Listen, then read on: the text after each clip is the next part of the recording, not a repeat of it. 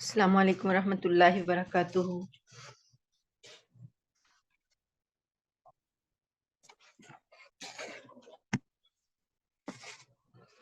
الحمد للہ وکفا وسلام علی عبادی الذین اصطفیٰ نحمدہ ونستعینہ ونستغفرہ ونؤمن بہ ونتوکل علیہ ونعوذ باللہ من شرور انفسنا ومن سیئات اعمالنا من يهده الله فلا مضل له ومن يضلله فلا هادي له ونشهد أن لا إله إلا الله وحده لا شريك له ونشهد أن سيدنا ومولانا محمدا عبده ورسوله صلى الله تعالى عليه وعلى آله وأصحابه أجمعين رب اشرح لي صدري ويسر لي أمري واحلل عقدة من لساني يفقهوا قولي اللهم أرنا الحق حقا وارزقنا اتباعه وأرنا الباطل باطلا وارزقنا اجتنابه أما بعد فأعوذ بالله من الشيطان الرجيم بسم الله الرحمن الرحيم۔ چوتھا پارہ سورۃ النساء اور آیت نمبر ہے 5۔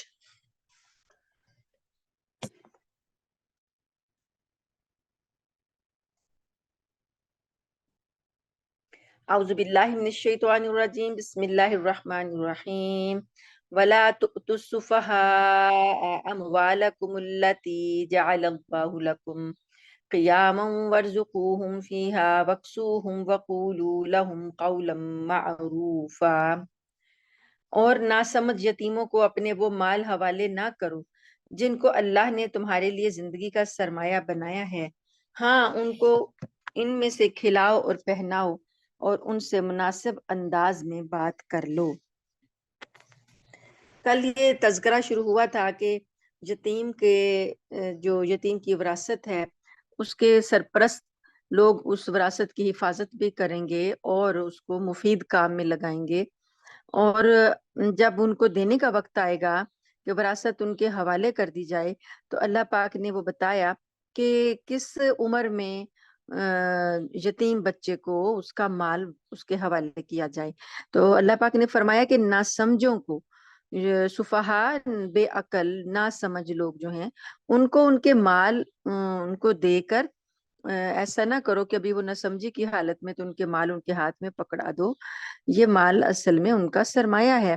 تو اللہ پاک نے حکم دیا کہ ان کو اپنے ہاں سے کھلاؤ، اگر آپ نہیں کھلا سکتے تو انہی کے مال میں سے ان کو کھلاؤ اور ان کو پہناؤ مناسب انداز میں، اور ان کے ساتھ اچھے انداز میں بات کرو۔ مطلب یہ کہ بات سے اندازہ کرو کہ ان کی اندر کتنی سمجھ آئی ہے، اور اگر وہ سمجھدار نہ ہوئے ہوں تو مال ان کے حوالے نہ کیا جائے، اور جب یہ محسوس ہو جائے کہ ان میں سمجھ آ گئی ہے تب مال ان کے حوالے کیا جائے۔ اور اس کے لیے وقتاً فوقتاً ان کا امتحان لیا جائے، ٹیسٹ لیا جائے کہ تھوڑا سا مال دے کر ان کو دیکھا جائے کہ وہ اس مال کو سنبھالتے ہیں یا ضائع کرتے ہیں۔ تو اس کے بعد جیسا کہ ایک باپ اپنے بیٹے کو سکھاتا ہے اور مال کے بارے میں، استعمال کے بارے میں اسے کچھ اصول بتاتا ہے، ضوابط بتاتا ہے، اسی طریقے سے یتیموں کے ساتھ بھی ایسا ہی کیا جائے گا تاکہ ان کا مال ضائع نہ ہو۔ اس کے بعد اللہ پاک نے اگلی آیت میں فرمایا، آیت نمبر 6، وَابْتَلُوا الْيَتَامَىٰ، اور امتحان لے لیا کرو، یعنی جانچتے رہو یتیموں کو کہ مال ان کو دیا، پھر ان کا ٹیسٹ لیا کہ وہ سنبھالتے ہیں یا ضائع کرتے ہیں۔ تو یہاں تک کہ اذا بلغوا النکاح، یہاں تک کہ وہ نکاح کی عمر کو پہنچ جائیں، تو یعنی کہ وہ بالغ ہو گئے ہیں۔ تو فَإِنْ آنَسْتُم مِّنْهُمْ رُشْدًا، پھر اگر تم یہ محسوس کرو کہ ان میں سمجھداری آ چکی ہے، فَادْفَعُوا إِلَيْهِمْ أَمْوَالَهُمْ، تو ان کے مال ان کے حوالے کر دو۔ وَلَا تَأْكُلُوهَا، اور اس کو کھاؤ نہ اسرافاً، اسراف فضول خرچی کرتے ہوئے، وبدارن اور جلدی جلدی ان یکبروا یہ کہ وہ بڑے ہو جائیں، یعنی ان کے بڑے ہونے سے پہلے پہلے، یتیموں کے بڑے ہونے سے پہلے پہلے ان کا مال جلدی جلدی اور فضول خرچی میں کھا کے اڑا نہ دو کہ جب وہ بڑے ہوں تو انہیں بتاؤ جی وہ تم نے تم پر خرچ کر دیا۔ ومن کان غنیا، اور جو کہ تم میں غنی ہے، فلیستعفف، اسے چاہیے کہ وہ بچے، یعنی اگر وہ خود اپنا پیسہ اس کے پاس موجود ہے تو وہ یتیم کا مال بالکل نہ کھائے۔ ومن کان فقیرا، اور اگر کوئی سرپرست جو ہے وہ محتاج ہے، وہ خود ہی غریب ہے، فلیأکل بالمعروف، تو وہ اس میں سے مناسب انداز میں کھا سکتا ہے۔ مناسب انداز میں کھانے کا مطلب یہ ہوگا کہ جیسے کہ انسان کسی کی مال کی کفالت کرتا ہے تو وہ اس میں سے کچھ اپنے لیے تنخواہ مقرر کر لے کہ یہ اگر میں یہ کام کرتا ہوں تو اتنی تنخواہ جو ہے یہ میں اس کام کی لے سکتا ہوں، تو اتنی سی میں ہی گزارا کرے، اور معروف طریقے سے، یعنی یہ تو اللہ کو بھی پتا ہے اور بندے کو بھی پتا ہے کہ وہ کیا کر رہا ہے، اچھا کر رہا ہے یا برا کر رہا ہے، فضول خرچی کر رہا ہے یا سنبھال رہا ہے، تو وہ اس حساب سے اتنا سا کھا سکتا ہے اس کی یتیم کے مال میں سے۔ فَإِذَا دَفَعْتُمْ إِلَيْهِمْ أَمْوَالَهُمْ، بس جب تم حوالے کرو ان کے مال، ان کو یتیموں کے مال، ان کی وراثتیں، ان کی جائیدادیں ان کے حوالے کرنے لگو تو فَأَشْهِدُوا عَلَيْهِمْ، تو اس پر گواہ بنایا کرو، یعنی ایسے ہی نہ دے دو کہ کل کو کوئی جھگڑا پیدا ہو جائے تو پہلے گواہ رکھو، لوگوں کو گواہ بناؤ، دو لوگوں کو، اور انہیں بتاؤ، ان کے سامنے گواہ بنا کے ان کے مال ان کے حوالے کرو۔ وَكَفَى بِاللَّهِ حَسِيبًا، اور اللہ تعالیٰ حساب لینے کے لیے کافی ہے۔ لِلرِّجَالِ نَصِيبٌ، مردوں کے لیے حصہ ہے، مما ترک، جو کہ چھوڑ جائیں، والدانی والاقربون، جو والدین نے ان کے لیے چھوڑا ہو یا رشتہ داروں نے چھوڑا ہو تو مردوں کے لیے اس میں سے حصہ ہے۔ وَلِلنِّسَاءِ، اور عورتوں کے لیے نصیب مما ترک الوالدانی، اس میں حصہ ہے جو ان کے والدین نے چھوڑ دیا، ترکا، والاقربون، اور ان کے رشتہ داروں نے، مما قل منہ او کثر، چاہے اس میں سے تھوڑا ہو یا زیادہ ہو، نصیبا مفروضا، یہ حصے اللہ نے مقرر کیے ہوئے ہیں، یعنی یہ جائیدادیں وراثتیں جو ہیں اللہ نے حصے بنا دیے ہیں، کسی کو تھوڑا ہے یا زیادہ ہے، بہرحال وہ اسی کا حصہ ہے، تو اللہ نے مقرر کر دیا اس کو دیا جائے گا، عورت کو بھی مرد کو بھی۔ وَإِذَا حَضَرَ الْقِسْمَةَ أُولُو الْقُرْبَى، اور جب میراث کی تقسیم کی جائے تو حاضر ہوں کون؟ اولو القربا، رشتہ دار، والیتامہ، اور یتیم، والمساکین، اور مسکین، فَارْزُقُوهُم مِّنْهُ، تو ان کو اس میں سے رزق دے دو، کچھ دے دو، یعنی ایسا ہوتا تھا نا کہ اعلان ہوتا تھا پہلے کہ بھئی فلاں کی جو کھیتی ہے وہ تقسیم ہوگی، یا فلاں کی زمین یا جائیداد جو ہے وہ تقسیم ہوگی، تو ایسے جیسے اللہ نے کہا ہے کہ گواہ بناؤ، گواہوں کی موجودگی میں وراثت حوالے کرو، تو ایسے موقع پر کچھ وہ لوگ آ جائیں، تقسیم کے وقت میں کچھ وہ لوگ آ جائیں جو کہ اس وراثت کے تو حقدار نہیں ہیں لیکن وہ ضرورت مند ہیں، یتیم ہیں، مسکین ہیں، یا کوئی ایسے رشتہ دار ہیں جو کہ ضرورت مند ہیں، تو وہ دیکھیں گے کہ بھئی یہاں تقسیم ہو رہی ہے تو ہو سکتا ہے کچھ مال ہمیں بھی مل جائے، تو اللہ پاک فرماتے ہیں کہ اگر یہ ایسے لوگ آ جائیں تو ان کو بھی کچھ اس میں سے دے دو، وَقُولُوا لَهُمْ قَوْلًا مَّعْرُوفًا، اور ان سے مناسب انداز میں بات کرو۔ ایک تو یہ بات ہے کہ دینا بہتر ہے، کچھ نہ کچھ، جو اب حاضر جو ہو گئے تو کچھ نہ کچھ دینا بہتر ہے، لیکن اگر یہ تو ایک پسندیدہ سی بات ہے لیکن یہ واجب نہیں ہے کہ اب جو آیا ہے اسے لازمی دیا ہی جائے گا، اور اگر نہیں دینا تو پھر مناسب انداز میں ان سے بات کی جائے، ڈانٹ ڈپٹ یا جھگڑا نہ کیا جائے۔ وَلْيَخْشَ الَّذِينَ لَوْ تَرَكُوا مِنْ خَلْفِهِمْ، اور چاہیے کہ ڈریں وہ لوگ جو چھوڑ جائیں اپنے پیچھے، ذریتن، اولاد، ضعافن، کمزور، خافو، وہ ڈریں، علیہم، ان کے بارے میں، یعنی اب جب مال کی وراثت تقسیم ہونی ہے تو تقسیم کرنے والے اس بات سے ڈریں کہ اگر وہ ناانصافی کرتے ہیں تو ایسا بھی ہو سکتا ہے کہ کل کو ان کے بچوں کے ساتھ بھی ایسا ہی واقعہ پیش آ جائے، وہ مر جائیں اور اپنے پیچھے اپنے بچے چھوڑ جائیں تو ان کے ساتھ بھی لوگ ایسا ہی کریں، تو انہیں یہ اپنے آپ کو اس جگہ پہ رکھ کے اللہ سے ڈرنا چاہیے اور صحیح بات کرنی چاہیے۔ فَلْيَتَّقُوا اللَّهَ، پس چاہیے کہ ڈریں اللہ سے، وَلْيَقُولُوا قَوْلًا سَدِيدًا، اور سیدھی بات کہیں، یعنی سچی انصاف کی بات کہیں، اور اپنی اولاد کے بارے میں ڈریں کہ اگر ان کے ساتھ ایسا ہوتا تو وہ کیا کرتے. ان الذین یاکلون اموال الیتامی، بے شک وہ لوگ جو یتیموں کا مال کھا جاتے ہیں، ظلم سے، انما یاکلون فی بطونہم نارا، بے شک وہ نہیں کھاتے مگر یہ کہ اپنے پیٹ میں آگ بھرتے ہیں.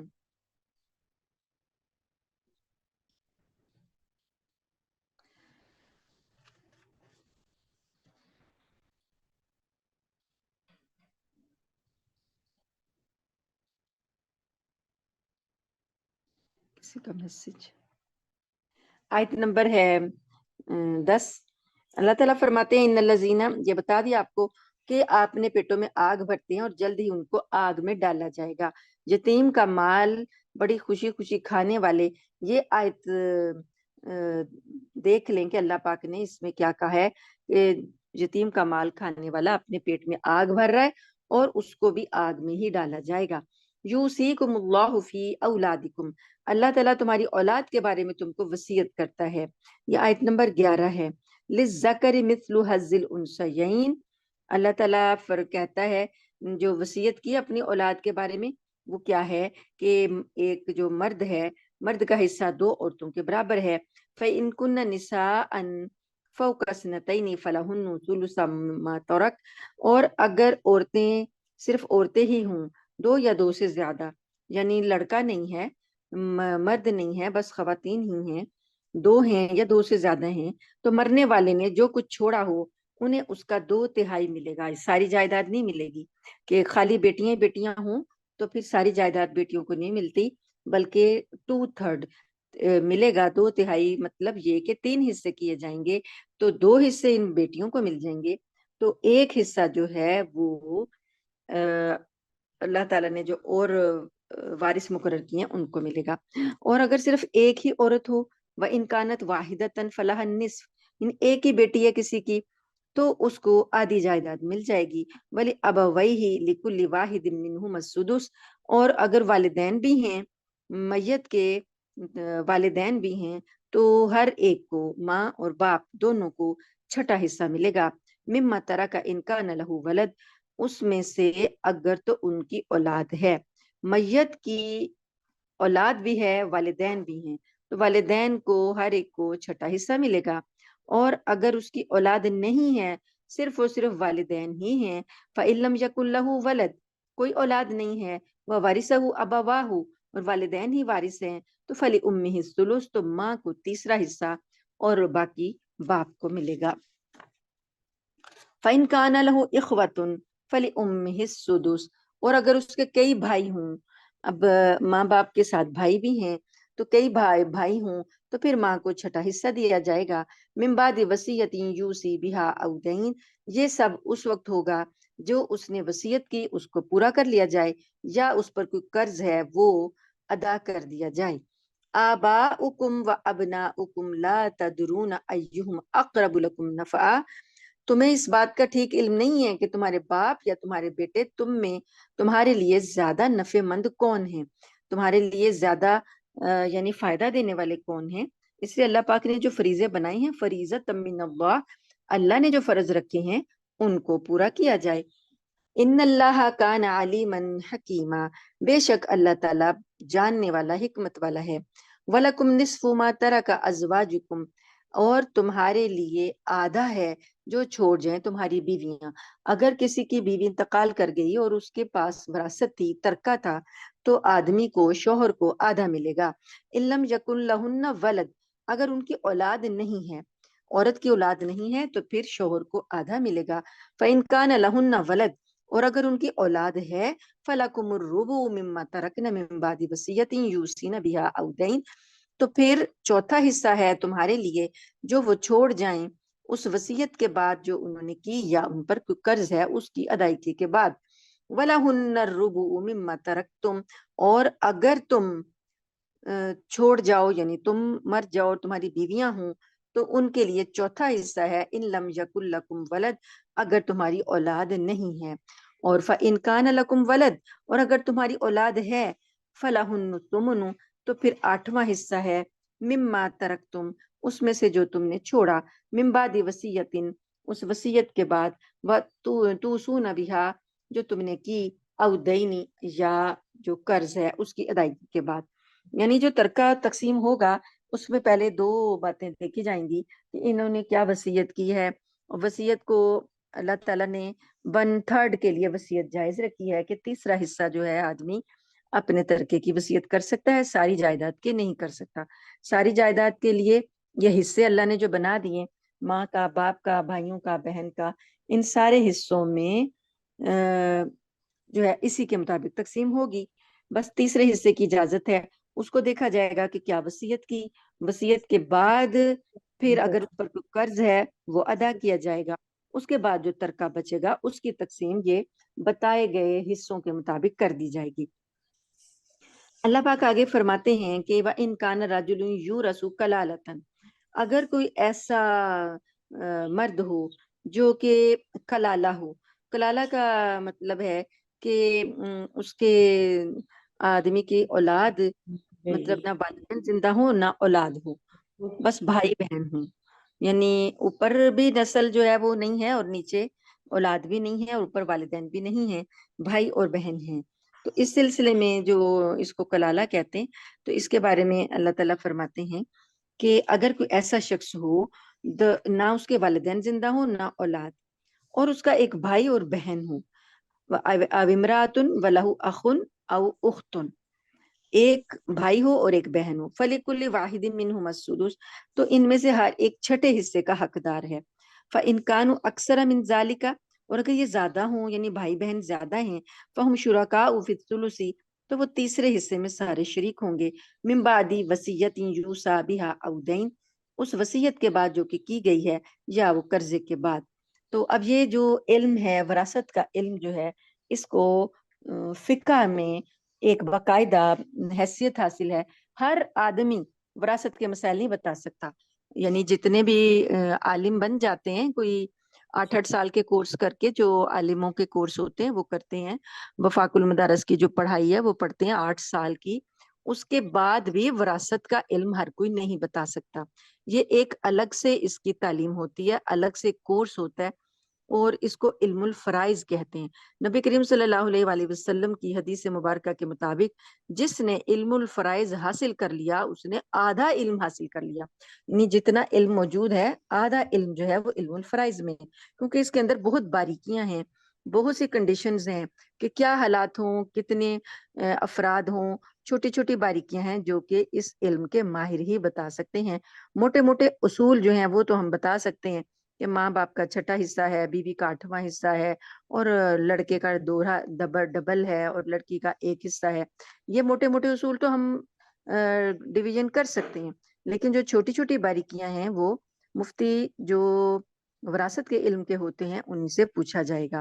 تو یہاں پر اللہ تعالیٰ نے بتایا کہ غیر مضار وصیت من اللہ، کسی کو تکلیف نہیں دی جائے گی، یعنی نہ کسی حقدار کو، نہ وصیت کے معاملے میں، نہ قرض کے معاملے میں کسی کا نقصان نہیں کیا جائے گا. یہ اللہ کی طرف سے وصیت ہے. واللہ علیم حلیم، اور اللہ تعالیٰ جاننے والا، بردبار ہے، تحمل والا ہے. تلک حدود اللہ، یہ اللہ کی حدیں ہیں.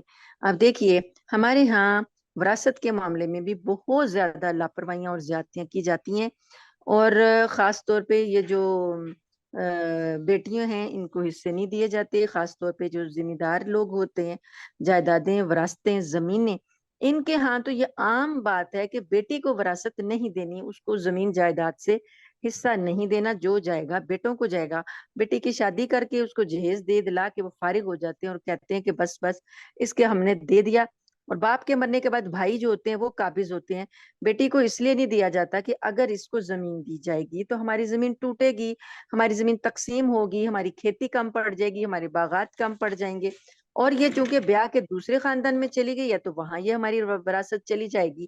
اس سلسلے میں یہ بیٹیوں کے ساتھ زیادتی کی جاتی ہے. تو اللہ نے کہا ہے کہ یہ اللہ کی حدیں ہیں، حدود اللہ ہیں. اللہ کی حدوں کو جو کوئی توڑتا ہے وہ ایسے ہی ہے جیسے کسی باؤنڈری کو کوئی توڑ دے، اللیگل کسی ایسی جگہ پر چلا جائے جہاں پر جانا منع تھا. تو یہ اللہ کی حدوں کو توڑنا بالکل اپنی قبر میں آگ بھرنے کے برابر ہے. تو جو باپ وصیت کیے بغیر مر جاتے ہیں اور ان کے ہاں رواج بھی نہیں ہوتا بیٹیوں کو حصہ دینے کا، پھر بھائی جو ہیں وہ وراثت کے مالک بن جاتے ہیں اور بہنوں کو وراثت نہیں دیتے، وہ ان کی یہ سمجھ لیں، جان لیں کہ ان آدمیوں کی یا ان باپوں کی قبریں جو ہیں وہ آگ سے بھری رہتی ہیں۔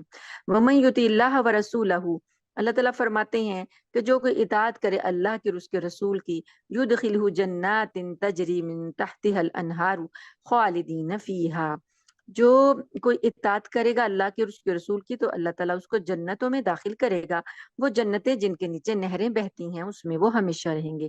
وذالک الفوز العظیم، اور یہ کامیابی بڑی ہے۔ مائک کھل گیا کسی کا، مسز روبینہ رفیق کا۔ جی مائک کھلنے سے یہ ہوتا ہے کہ دوسروں کو پھر آواز نہیں جاتی، تو پلیز بند کر لیجئے۔ وَمَن يَعْصِ اللَّهَ وَرَسُولَهُ وَيَتَعَدَّ حُدُودَهُ يُدْخِلْهُ نَارًا خَالِدًا فِيهَا، جو کوئی نافرمانی کرے اللہ کی اور اس کے رسول کی اور حدوں کو تجاوز کر جائے، يُدْخِلْهُ نَارًا، اس کو داخل کیا جائے گا آگ میں، خالدًا فِيهَا، اس میں ہمیشہ رہے گا۔ وَلَهُ عَذَابٌ مُہین، اور اس کے لیے عذاب ہے رسوا کرنے والا۔ یعنی ایک تو آگ کا عذاب اللہ تعالیٰ نے بتایا، دوسرا رسوائی بتائی کہ یہ عذاب کیسا ہوگا، رسوا کرنے والا ہوگا۔ وَاللاتی یاتین الفاحشۃ من نسائکم فاستشہدوا علیہن اربعۃ منکم، میوٹ نہیں ہے۔ اور تمہاری عورتوں میں سے، جی، اور تمہاری عورتوں میں سے جو کوئی بے حیائی کا ارتکاب کریں، بدکاری کا ارتکاب کریں، تو ان پر اپنے میں سے 4 گواہ بنیں۔ فَإِن شَهِدُوا فَأَمْسِكُوهُنَّ، پس اگر وہ ان کی بدکاری کی گواہی دے دیں تو ان عورتوں کو اپنے گھروں میں روک کر رکھو۔ فَأَمْسِكُوهُنَّ فِي الْبُيُوتِ، اپنے گھروں میں روک کر رکھو۔ حَتَّى يَتَوَفَّاهُنَّ الْمَوْتُ، یہاں تک کہ موت ان کو اٹھا کر لے جائے۔ أَوْ يَجْعَلَ اللَّهُ لَهُنَّ سَبِيلًا، یا اللہ ان کے لیے کوئی راستہ پیدا کر دے۔ مائک کھلا ہوا ہے، ان سے پوچھو بند ہو۔ مسز آصفہ، میرا مائک بند ہو گیا یا نہیں؟ نہیں ہوا، مجھے آتا آپ ہی اپنی، نہیں۔ جی اپنے اس کو کر لیں میوٹ۔ اچھا میں دیکھو بیٹا اس کو کیسے میوٹ کرتے ہیں۔ جی تو یہاں پر یہ بات ہے کہ اللہ پاک نے جو شروع میں یہ آگے مزید احکام جو ہیں سورہ نور میں اس کے آ گئے ہیں، لیکن شروع میں یہ حکم تھا کہ اگر کسی کو اپنی عورت کی بدکاری پر کوئی ہوتا تھا، شبہ ہوتا تھا یا وہ سمجھتا تھا کہ اس کی عورت نے بدکاری کی ہے، تو اللہ تعالیٰ نے کہا کہ تم پہلے 4 گواہ لاؤ۔ تو اب دیکھیے 4 گواہوں کو اکٹھا کرنا جو ہے وہ اتنا آسان کام نہیں ہے، تو جب تک 4 گواہ نہیں ہیں تو بدکاری ثابت نہیں ہوئی۔ تو اب یہاں ہوا ایسا کہ اللہ پاک نے کہا کہ 4 گواہ لے آؤ، اور اگر وہ گواہی دے دیں کہ واقعی اس عورت نے بدکاری کی ہے تو اب ان عورتوں کو اپنے گھروں میں بند کر دو، یعنی نظر بند کر دو، انہیں باہر جانے کی اجازت نہیں ہوگی یہاں تک کہ موت آ جائے۔ یہ پہلے حکم تھا۔ اب چونکہ سورہ نور میں اللہ تعالیٰ نے سارے احکام دے دیے، زنا کی سزا بھی بتا دی، حد قذف بھی بتا دی، تو اب یہ حکم لاگو نہیں ہوگا، بلکہ اللہ نے کہا ہے نا کہ یا اللہ ان کے لیے کوئی راستہ نکال دے، تو وہ راستہ اللہ نے سورہ نور میں بتا دیا۔ اب اگلی آیت ہے آیت نمبر 16، وَاللَّذَانِ يَأْتِيَانِهَا مِنْكُمْ فَآذُوهُمَا، اور تم میں سے جو 2 مرد بدکاری کا ارتکاب کریں تو ان کو سزا دو۔ فَإِن تَابَا وَأَصْلَحَا فَأَعْرِضُوا عَنْهُمَا، اور اگر وہ توبہ کر کے اپنی اصلاح کر لیں تو ان سے درگزر کرو۔ یہ لواطت کا حکم ہے کہ 2 آدمی اگر کریں تو ان کو بھی ایسی سزا دی جائے گی جیسے زناکاروں کو سزا دی جاتی ہے۔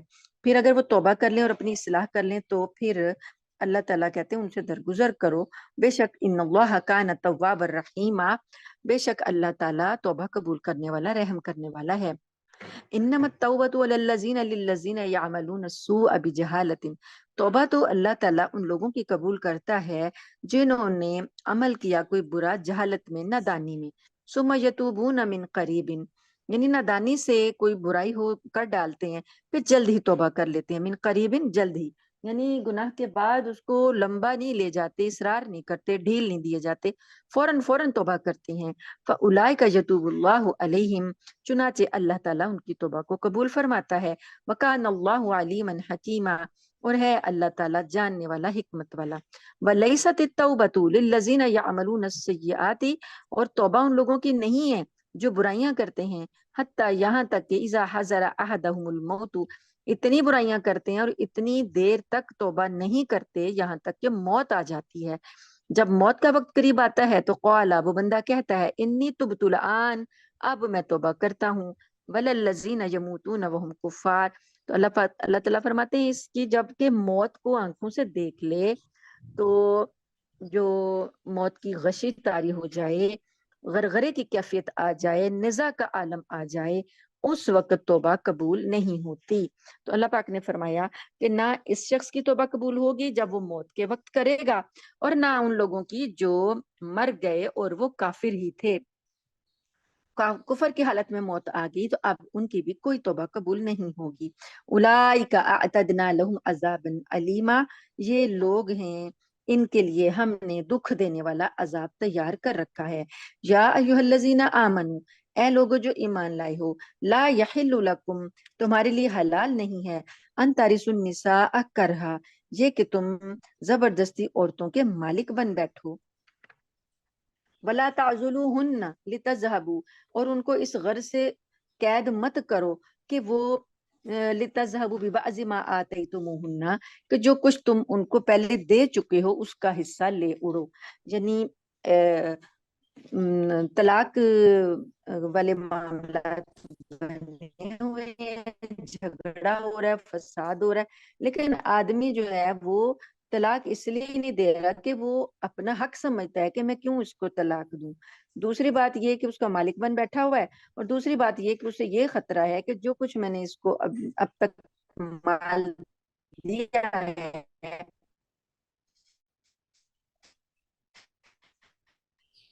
یہ طلاق کی وجہ سے یہ لے جائے گی ساتھ، اور مجھے یہ مال چھوڑنا پڑے گا، گاڑی دے دی، کچھ جائیداد دے دی یا زیور کی صورت، ظاہرہ عورت اس کو تو نہیں دے گی، تو اللہ تعالیٰ نے کہا ہے کہ ان کو جو کچھ دیا ہے اس کا کچھ حصہ لے، اور پھر اتنا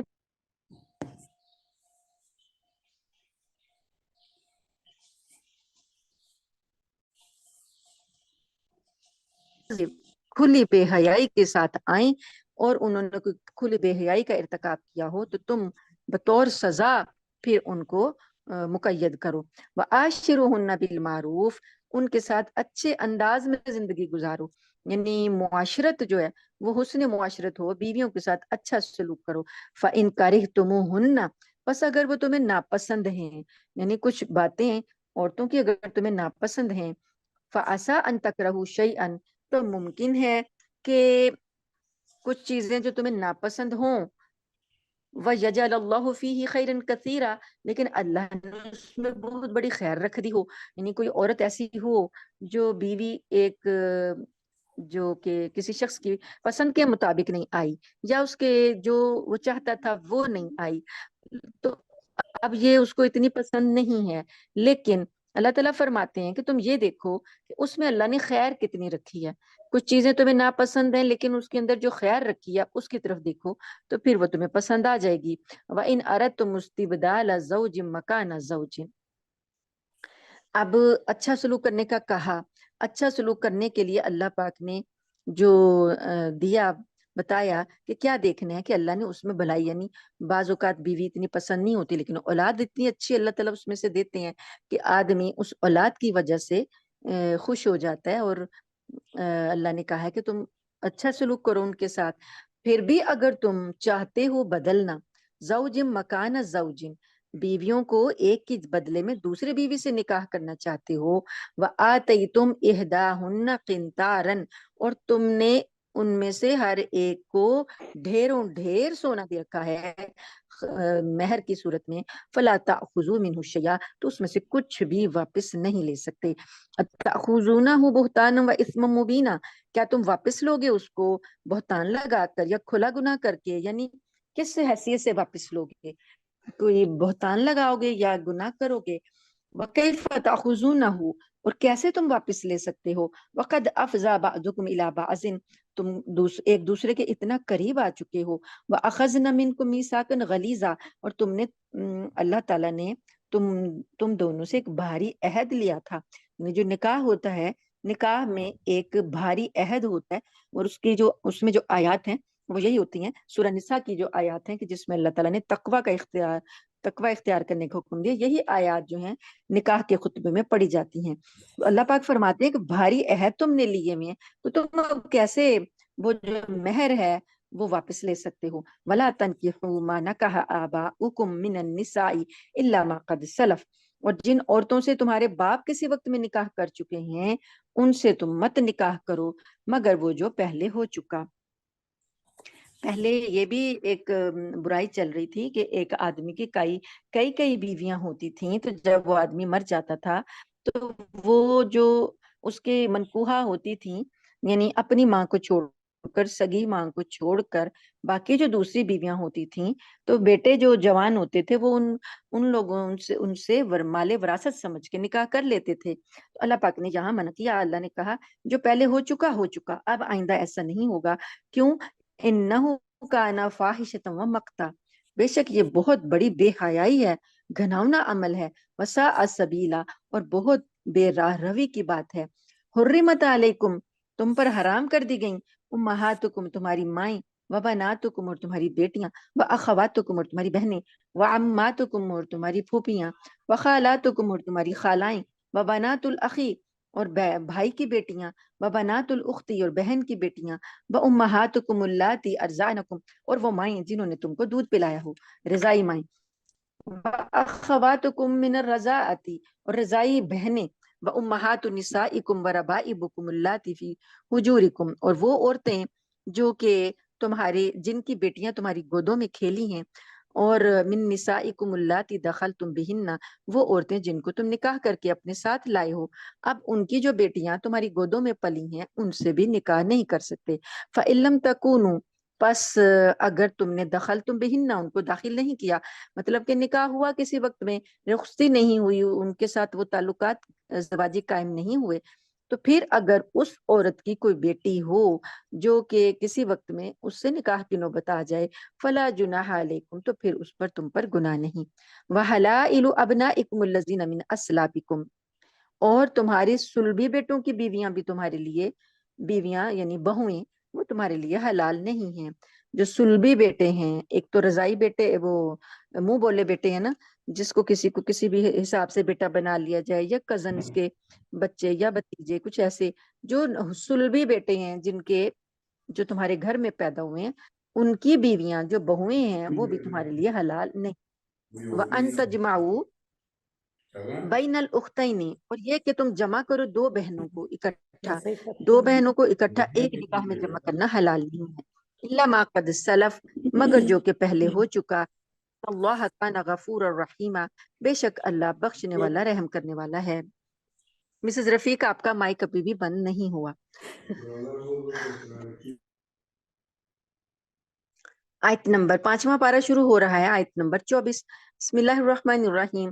والمحصنات من النساء الا ما ملکت ایمانکم، اور وہ عورتیں تم پر حرام ہیں جو دوسرے شوہروں کے نکاح میں ہوں. اب یہاں پر محصنات کا لفظ آیا. محصنات جو ہیں وہ مطلب قلعہ بند، جیسے کوئی کسی کو قلعے میں بند کر لیا جاتا ہے تو وہ قلعہ بند ہونے کو محسن کہتے ہیں. تو جو نکاح ہوتا ہے وہ ایک طرح سے ایک قلعے کی مانند ہوتا ہے کہ جس میں خواتین بند ہوتی ہیں. تو اللہ تعالیٰ نے کہا کہ جو دوسرے شوہروں کے نکاح میں ہوں، یعنی جو قلعہ بند خواتین ہوں، ان سے تم نکاح نہیں کر سکتے کہ وہ دوسرے شوہروں کے نکاح میں ہیں. الا ما ملکت ایمانکم، مگر وہ جو کنیزیں تمہاری ملکیت میں آ جائیں۔ ایسا ہوتا تھا کہ جنگ کے دوران میں کوئی عورت قیدی بن کر آ گئی، اب وہ قیدی جو ہے وہ ایک لونڈی کی حیثیت رکھتی ہے، کنیز کی حیثیت رکھتی ہے، اگرچہ کہ وہ پیچھے جہاں سے آئی ہے وہ وہاں پہ اس کا کوئی شوہر موجود ہے، لیکن وہ کسی کے نکاح میں تھی، لیکن اب اس کی حیثیت بدل گئی، اب وہ بک گئی، اب وہ لونڈی اور کنیز بن گئی۔ وہ اب جس کے ہاتھ میں آئے گی وہ اس سے نکاح کر سکتا ہے، لیکن کوئی آزاد عورت جو ہے اس کا جب تک شوہر پہلا ہے دوسرا نکاح اس سے نہیں ہو سکتا۔ کتاب اللہ علیکم، یہ اللہ نے احکام تم پر فرض کر دیے ہیں۔ وَأُحِلَّ لَكُم مَّا وَرَاءَ ذَلِكُم، ان عورتوں کو چھوڑ کر جو دوسری عورتیں ہیں جن کی ابھی ڈیٹیل بتائی گئی، جن کی لسٹ بتا دی گئی، ان خواتین کو چھوڑ کر باقی جو خواتین ہیں وہ تمہارے لیے حلال ہیں۔ ان تبتغوا باموالکم، یہ کہ تم اپنے مال خرچ کرو ان پر، یعنی نکاح کے لیے مہر ادا کرو، محسنینا کس لیے؟ نکاح بندی کے لیے، اپنی عصمت اور عزت کی حفاظت کے لیے، غیر مسافہین، شہوت نکالنے کے لیے نہیں۔ مطلب کہ نکاح کی نیت کیا ہوگی؟ نکاح کی نیت یہ ہوگی کہ مال خرچ کر کے، مہر ادا کر کے، عفت حاصل کرنے کے لیے، عصمت حاصل کرنے کے لیے یہ رشتہ قائم کرنا ہے، صرف اور صرف شہوت رانی کے لیے جو ہے نکاح کرنا جو ہے وہ غلط ہے۔ اللہ پاک نے نکاح کے اندر بھی پاکیزگی کا عنصر رکھا ہے، بے حیائی کا عنصر نہیں رکھا، جو ہمارے ہاں آج کل اس قدر زیادہ بے حیائی پھیل چکی ہے کہ میاں بیوی آپس میں بھی وہ کام کرتے ہیں جو کہ جائز نہیں ہوتے۔ تو یہ ساری چیزیں کس کو فالو کیا جا رہا ہے؟ یہ ویسٹرن کلچر کو فالو کیا جا رہا ہے۔ قرآن نے جو ہدایات دے دی ہیں، قرآن پاک نے ازدواجی زندگی گزارنے کے بھی اصول بتا دیے، وہاں بھی حدیں رکھ دی ہیں کہ اس حد تک جانا ہے اور اس حد تک نہیں جانا۔ تو یہاں پر یہ بھی وہاں پر بھی آزاد نہیں چھوڑا گیا۔ تو اللہ پاک نے کہا ہے کہ محض شہوت رانی مطلوب نہیں ہے بلکہ پاک دامنی مطلوب ہے۔ وَمَسْتَمْتَعْتُمْ بِهِ مِنْهُنَّ فَآتُوهُنَّ أُجُورَهُنَّ فَرِيضَةً، پھر جب تم جن عورتوں سے تم نے فائدہ اٹھایا ہو، فآتوہن، پھر تم ان کو دو ان کے اجورہن، جو فرض کیے تھے، مہر مقرر کیے تھے، ان کو وہ دے دو۔ ولا جناح علیکم، اور تم پر گناہ نہیں، فیما تراضیتم بہ من بعد الفریضہ، تم پر اس بات میں کوئی گناہ نہیں کہ مہر مقرر کرنے کے بعد تم آپس میں کسی اور بات پر راضی ہو جاؤ۔ مطلب کہ پہلے مہر مقرر کیا گیا تھا، فرض کریں 1,00,000 روپیہ مقرر کر لیا، اب نکاح کے بعد جو ہے بیوی جو ہے وہ مہر کا کچھ حصہ معاف کر دیتی ہے اور کہتی ہے کہ مجھے اتنا نہیں تو کم دے دیں، 70 دے دیں، 50,000 دے دیں۔ تو اللہ تعالیٰ کہتے ہیں آپس کی رضامندی سے اگر بعد میں بھی آپ کچھ تبدیلی کر لیتے ہیں تو اس میں کوئی گناہ نہیں، یا آدمی اس کو زیادہ بڑھا دیتا ہے، 1,00,000 کی بجائے وہ 2,00,000 دے دیتا ہے، تو اس میں یہ آپس کی رضامندی ہے، تو اس میں کچھ بھی گناہ نہیں۔ ان اللہ کان علیما حکیما، بے شک اللہ جاننے والا، حکمت والا ہے۔ اور یہ مہر جو ہے اس کو ایک معاشرتی ایشو بنا لیا گیا ہے، اور نکاح کے موقع پر اتنی بدمزگیاں ہو جاتی ہیں، دلوں میں اتنی قدورتیں آ جاتی ہیں، دونوں خاندان جو ملنے والے ہوتے ہیں ان کے اندر پہلے دن سے ہی وہ نفرتیں اور قدورتیں اور عداوتیں آ جاتی ہیں حق مہر کا معاملہ لے کر۔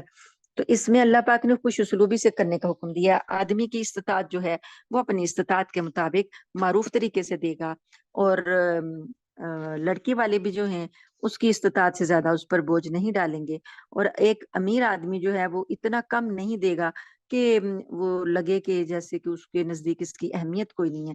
یہ ساری باتوں کو چھوڑ کر اللہ پاک کے حکموں کو دیکھا جائے تو یہ سارے معاملے سلجھ جاتے ہیں۔ اللہ تعالیٰ نے آگے آیت نمبر 25 سے فرمایا وَمَن لَمْ يَسْتَطِعْ مِنْكُمْ طَوْلًا، اور جو کوئی تم میں سے اس بات کی استطاعت نہیں رکھتا کہ وہ کسی کو مہر دے سکے، ان ينكح المحصنات المؤمنات، کسی آزاد عورت کا مہر ادا کرنے کی طاقت نہیں رکھتا، فَمِمَّا مَلَكَتْ أَيْمَانُكُمْ من فتياتكم المؤمنات، تو پھر وہ کیا کرے کہ جو کنیزیں ہیں، مسلمان کنیزیں تمہاری ملکیت میں ہیں، ان سے نکاح کر لے، کیونکہ آزاد عورت کا مہر زیادہ ہے اور کنیز کا مہر آدھا ہے. تو اس حساب سے اگر آدمی غریب ہے، اس میں آزاد عورت کا مہر ادا کرنے کی طاقت نہیں ہے، تو وہ کسی مومن کنیز سے نکاح کر لے. واللہ اعلم بایمانکم، اور اللہ تمہارے ایمان کو خوب جانتا ہے کہ تم کتنے ایماندار ہو، اللہ اس کو خوب جانتا ہے. بعضکم من بعض، یہ جو خواتین، یہ جو لونڈیاں کنیزیں ہیں، یہ تمہی میں سے، تمہاری ہی نسل میں سے ہیں، مطلب کہ یہ کوئی حقیر چیز نہیں ہے، یہ بھی انسان ہی ہیں، اور بنی نوع انسان ایک دوسرے کی نسل سے ہیں. فَانْكِحُوهُنَّ بِإِذْنِ أَهْلِهِنَّ وَآتُوهُنَّ أُجُورَهُنَّ بِالْمَعْرُوفِ.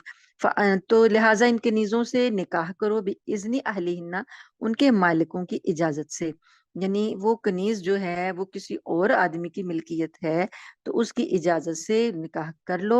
وَآتُوهُنَّ أُجُورَهُنَّ، اور ان کے مہر بھی ان کو دے دو، بالمعروف، اچھے طریقے سے.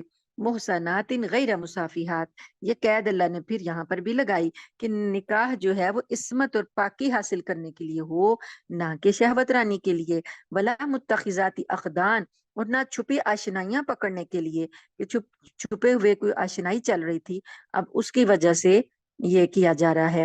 فَإِذَا أُحْسِنَّ فَإِنْ آتَيْنَ بِفَاحِشَةٍ، پھر جب وہ نکاح کی حفاظت میں آ جائیں، حسنہ یعنی قلعہ بند ہو جائیں، نکاح کے قلعے میں آ جائیں، پھر اب اگر وہ کوئی بے حیائی کریں، فعلیہن، تو ان کے اوپر کیا ہے، یہ کنیزوں کی بات ہو رہی ہے کہ وہ کنیزیں جو تھیں، تم نے ان سے نکاح کیا، اب نکاح کے بعد انہوں نے کوئی کھلی بے حیائی کر لی، تو فعلیہن نصف ما علی المحصنات من العذاب، تو جو سزا ان کو دی جائے گی وہ بھی آدھی عورت سے، آزاد عورت سے آدھی ہوگی. جیسے ان کا مہر آدھا ہے، اسی طریقے سے ان کی سزا بھی آدھی ہے آزاد عورت سے. ذالک لمن خشی العنت منکم، حالانکہ یہ جو اس وقت کا معاشرہ تھا، وہ تو کنیزوں کو کوئی حیثیت ہی نہیں دیتے تھے وہ لوگ، تو وہ تو ڈبل سزا دیتے کہ بھئی یہ تو کنیز ہو کے اس نے ایسا کام کیا، تو اس کو تو دوہری سزا دیتے. آزاد عورت کے تو خاندان والوں سے ڈرتے تھے، تو کنیز کا تو کوئی والی وارث ہی نہیں ہے، تو اس کو دوہری تیری سزا بھی دیتے. لیکن اللہ پاک نے کہا کہ اس کی سزا آدھی ہے، کیونکہ وہ متحد ہے، ہو سکتا ہے کہ اس نے یہ جرم کسی اور کی مجبوری کی وجہ سے یا کسی اور پریشر میں کیا ہو، اس لیے اس کی سزا آدھی ہے. ذالک لمن خشی العنت منکم، یہ احکامات اس شخص کے لیے ہیں جو تم میں سے ڈرتا ہو، جس کو گناہ میں مبتلا ہونے کا خطرہ ہو. یعنی کنیز سے نکاح کرنے کے لیے جو اللہ پاک نے ایک گنجائش دی ہے، اس کے لیے ہے کہ جو ڈرتا ہو کہ میں اگر نکاح نہیں کروں گا تو مجھ سے برائی سرزد ہو جائے گی، میں گناہ میں پڑ جاؤں گا، تو وہ اپنے آپ کو بچانے کے لیے کنیز سے نکاح کر لے.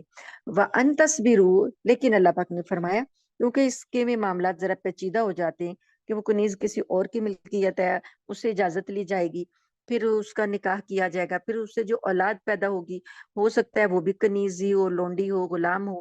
تو یہ چیزیں کافی پیچیدگیاں رکھتی تھیں، تو اللہ پاک نے فرمایا وَأَن تَصْبِرُوا خَيْرٌ لَكُمْ، اور اگر تم صبر کر لو تو تمہارے لیے یہ بہتر ہے. وَاللَّهُ غَفُورٌ رَحِيمٌ، اور اللہ تعالیٰ بخشنے والا، رحم کرنے والا ہے. لیکن اگر کسی انسان کی اپنی کنیز ہے تو اگر اس سے اولاد ہوگی تو وہ پھر آزاد ہو جائے گی.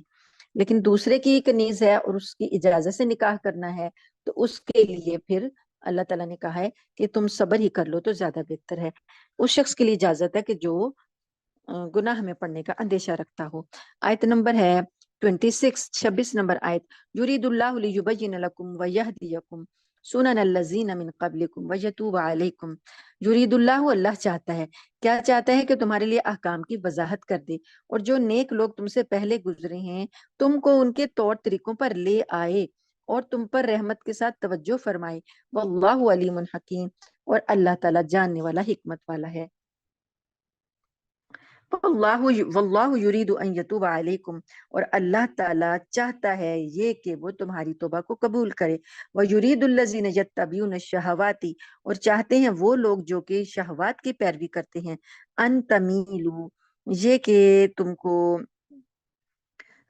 راہ راست سے بہت دور، میلن عظیمہ، دور بھٹکا دیں.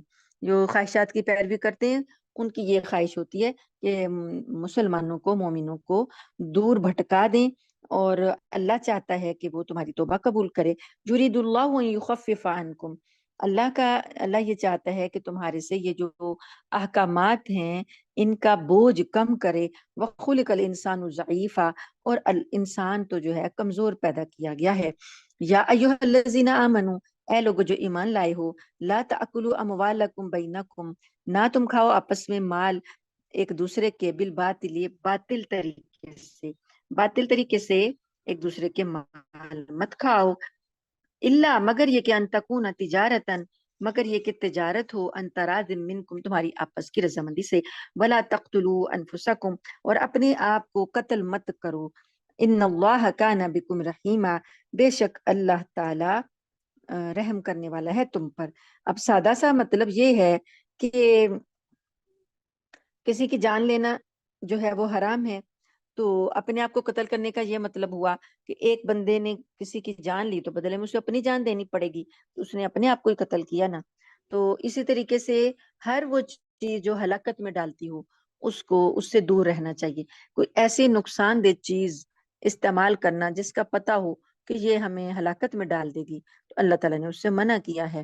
اور کوئی جیسے کہ یہ نشہ ہے، نشہ انسان کے جسم کو بھی خراب کرتا ہے، اور اس کے اندر اس کے آرگنز کو، سموکنگ وغیرہ جو ہے یہ اس کے آرگنز کو خراب کرتی ہے.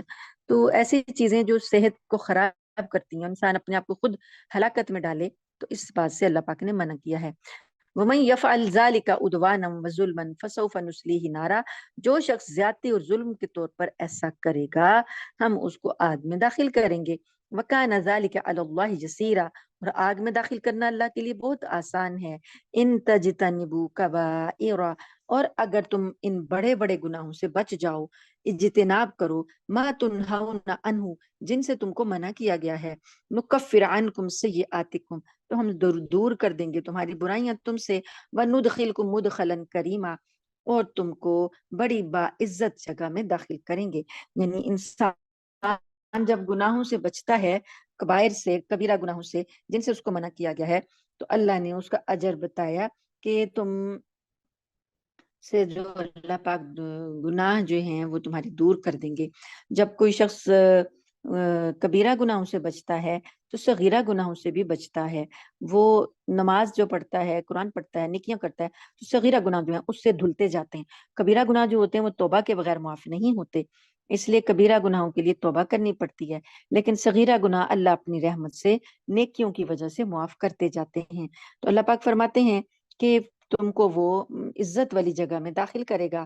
وَلَا تَتَمَنَّوْا مَا فَضَّلَ اللَّهُ بِهِ بَعْضَكُمْ، اور تم ان چیزوں کی تمنا نہ کرو کہ جس سے، جیسے اللہ پاک نے تم میں سے کسی کو زیادہ فضیلت دی ہے، عَلَى بَعْضٍ، ایک دوسرے پر، یعنی کسی کو اللہ تعالیٰ نے مال پر فضیلت دے دی، کہ کسی کو مال زیادہ دے دیا، آپس میں ایک دوسرے کو دیکھے بندہ تو تمنا کرے کہ اس کو تو اتنا دیا تو مجھے نہیں ملا، یا اولاد کے لحاظ سے یا کوئی اور فوقیت اللہ نے دے دی. تو اللہ تعالیٰ کہتے ہیں یہاں پر تو زیادہ ویسے جو بات آ رہی ہے وہ وراثت کی آ رہی ہے، کہ جو عورتیں ہیں وہ یہ سوچیں کہ مردوں کو اللہ نے 2 حصے دیے ہیں تو ہمیں کیوں نہیں حصہ دیا. تو اس طریقے سے اللہ نے فرمایا کہ تم میں سے ایک دوسرے پر جو اللہ نے فضل کیا ہے تم اس کی تمنا نہ کرو. للرجال نصیب، مردوں کے لیے وہ حصہ ہے مما اکتسبوا، جو انہوں نے کمایا. وللنساء نصیب، اور عورتوں کے لیے وہ حصہ ہے مما اکتسبنا، جو وہ کمائیں. یعنی اگر کسی نے اپنے خود سے کمائی کی ہے، کسی کی زیادہ ہے کسی کی تھوڑی ہے، تو وہ دوسرے آدمی کو اس کی وہ حسرت نہیں کرنی چاہیے. وَاسْأَلُوا اللَّهَ مِنْ فَضْلِهِ، اللہ سے اس کا فضل مانگو، اللہ سے فضل مانگو، کیونکہ اللہ پاک تو فضل دینے والے ہیں. ان اللہ کان بکل شیء علیما، بے شک اللہ تعالیٰ ہر چیز کا علم رکھتے ہیں. اب ایک اور بھی بات ہوئی کہ یہ جو اللہ تعالیٰ نے کہا نا کہ کچھ تمنا نہ کرو اس فضل کی جو اللہ نے تم میں سے ایک دوسرے پر کیا. یہ بات ہوئی کہ جیسے مرد جو ہیں وہ جہاد میں حصہ لیتے ہیں، تو اللہ پاک نے عورتوں کو نہیں کہا کہ وہ جہاد میں جائیں، مردوں کو کہا ہے. تو اب عورتیں یہ کہیں کہ آدمی جہاد کے تو اتنے فضائل ہیں، آدمی تو شہید ہوتا ہے، اور جو مجاہد ہے اس کے اتنے فضائل ہیں، اللہ نے مردوں کو تو اتنا زیادہ فضل دے دیا اور ہمیں کم دیا. یا مرد جو ہے باجماعت نماز پڑھنے جاتا ہے تو اس کی نماز جو ہے جماعت کی، وہ گھر میں نماز پڑھنے سے 27 گنا زیادہ فضیلت رکھتی ہے. تو اب عورت کہے کہ میں بھی مسجد جاؤں، مجھے کیوں نہیں اللہ پاک نے مسجد جانے کو کہا؟ مرد کو تو 27 نمازوں کا ثواب ملے اور مجھے گھر میں 1 نماز کا ثواب ملے۔ اس طرح کی جو فضل اللہ نے کیے ہیں، اب مرد کو دگنا حصہ دیا، تو یہ سارے جو فضل اللہ نے کیے ہیں ایک دوسرے پر، تو اللہ پاک نے فرمایا کہ تم اس کی تمنا نہ کرو۔ آدمی جو نیکی کرے گا اس کو اس میں سے حصہ ملے گا، عورتوں کے جو فرائض ہیں وہ ادا کریں گی تو ان کو اس کا حصہ ملے گا۔ بات تو اللہ کی ماننی ہے۔ اللہ نے تمہیں گھر رہنے کا حکم دیا، تم گھر میں رہو، تمہیں وہی فضل مل جائے گا، وہی ثواب مل جائے گا جو مردوں کو باہر جا کے ملتا ہے۔ تو یہ سب چیزیں ہیں کہ انسان یہ اس میں سے مین میخ نہ نکالے، جو کہ ہمارے معاشرے میں عام چلن ہو گیا۔ ہاں عام چلن ہو گیا، یہ اینکر پرسن بیٹھ جاتے ہیں اور جی ٹاک شوز ہوتے ہیں اور اس میں کیا کیا کچھ ادھیڑا جاتا ہے، اللہ کی آیتوں کی ایسی ایسی تشریح کی جاتی ہے کہ یہاں پر اللہ پاک نے، اسلام نے یہ کر دیا تو اسلام نے عورت کے ساتھ وہ کر دیا، تو مرد کو یہ دے دیا تو عورت کو یہ نہیں دیا۔ اتنی فضولیات جو ہیں بکی جاتی ہیں کہ لگ رہا ہوتا ہے، کہیں سے نہیں لگ رہا ہوتا کہ ان کا اللہ کی آیتوں پر ایمان ہے بھی یا نہیں ہے۔ لگ ہی نہیں رہا ہوتا کہ یہ مسلمان لوگ ہیں، صرف اور صرف یہ کارندے ہوتے ہیں، دوسری طاقتوں کی جو دجالی طاقتیں ہیں ان کے کارندے ہوتے ہیں اور مسلمانوں میں شکوک اور شبہات پیدا کیے جا رہے ہوتے ہیں۔ یہاں پر اللہ پاک نے فرما دیا عورتوں کو جو وہ عمل کریں گی۔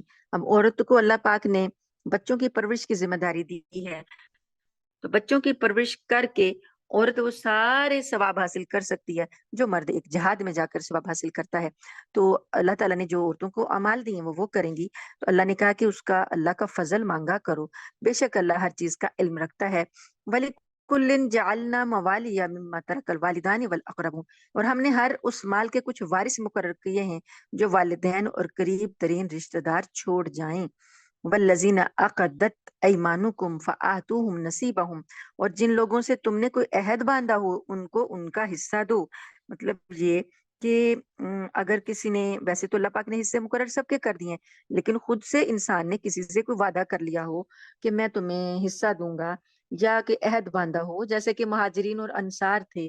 مہاجرین اور انصار کو اللہ پاک نے، جب نبی کریم صلی اللہ علیہ وسلم نے ان کو آپس میں بھائی بنایا تھا، تو جب تک وراثت کے احکام نہیں آئے تھے تو یہ ایک دوسرے کے وارث بھی ہوتے تھے۔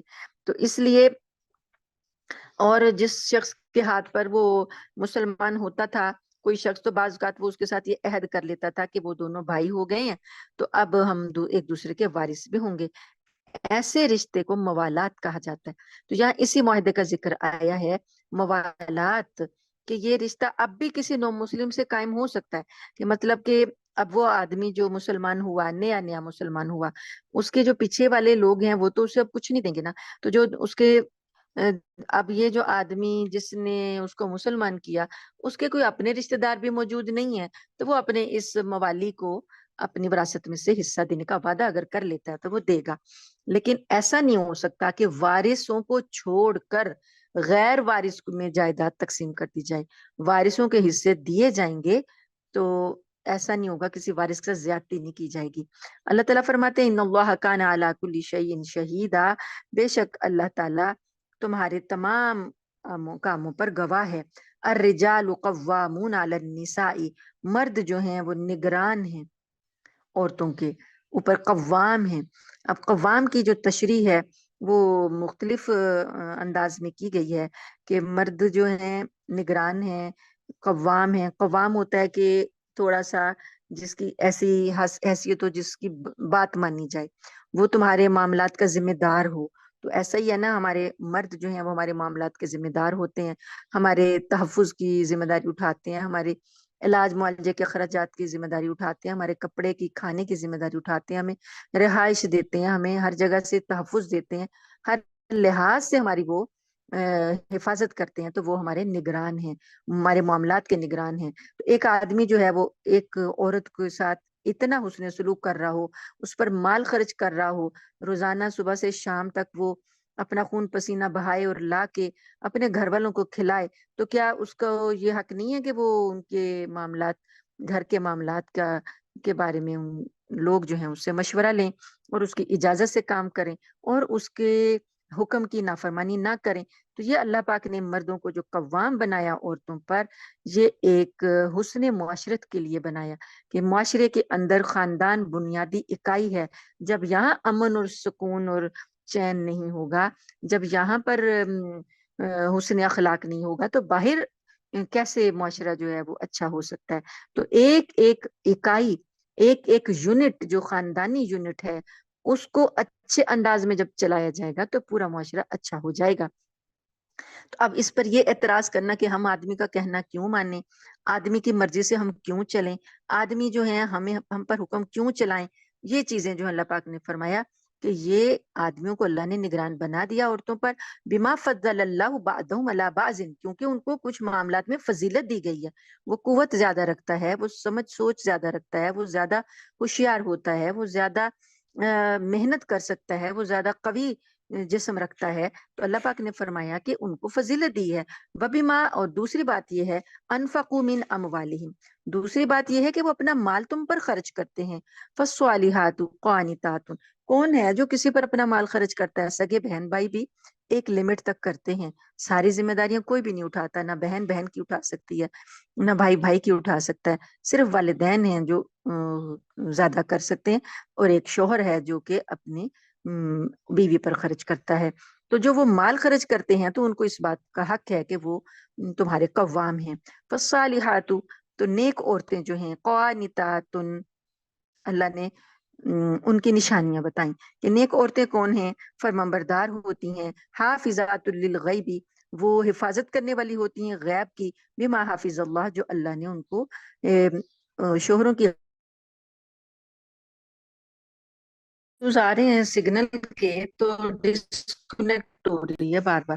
تو چلیں الحمدللہ دوبارہ سے کنیکٹ ہو گئی ہے.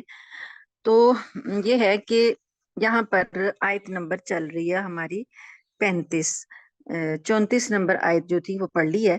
اللہ تعالیٰ نے فرمایا فَإِن أَطَعْنَكُمْ فَلَا تَبْغُوا عَلَيْهِنَّ السَّبِيلَ، اگر یہ خواتین جو جن کے لیے یہ احکام دیے گئے، تو مجھے یہ نہیں پتا کہ آپ لوگوں نے یہ پچھلی آیت سن لی کہ نہیں سن لی، دوبارہ میں بتاتی ہوں کہ الرجال قوامون علی النساء، مرد جو ہیں وہ نگران ہیں عورتوں پر.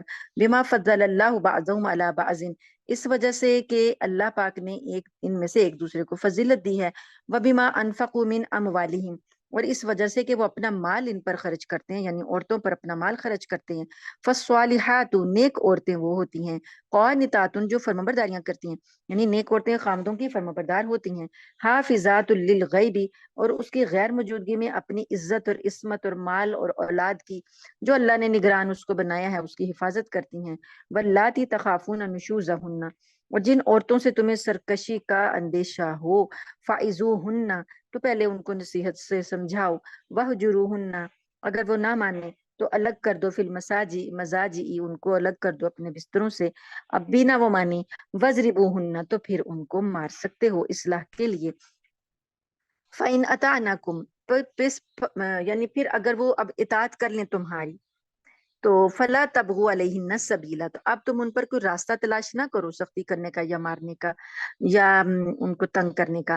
ان اللہ کان علیا کبیرا، بے شک اللہ تعالیٰ تمہارے اوپر، یعنی اگر آدمی یہ سمجھ رہا ہے کہ میں عورت کے اوپر نگران ہوں اور عورت کے اوپر میرا حق ہے، تو اللہ نے فرمایا کہ تم زیادتی کرو گے. تو یہ دیکھو کہ کان علیا، اللہ تعالیٰ جو ہے وہ تمہارے سب کے اوپر ایک عالی رتبے والا اللہ جو ہے وہ تم پر سب سے زیادہ بڑا ہے. وَإِنْ خِفْتُمْ شِقَاقَ بَيْنِهِمَا، اور اگر تمہیں خوف ہو ان دونوں کے درمیان پھوٹ پڑنے کا. فَبْعَثُوا، یعنی میاں اور بیوی دونوں کے درمیان پھوٹ پڑنے کا اندیشہ ہو. کس کو؟ خفتم کا مطلب ہے خاندان والوں کو.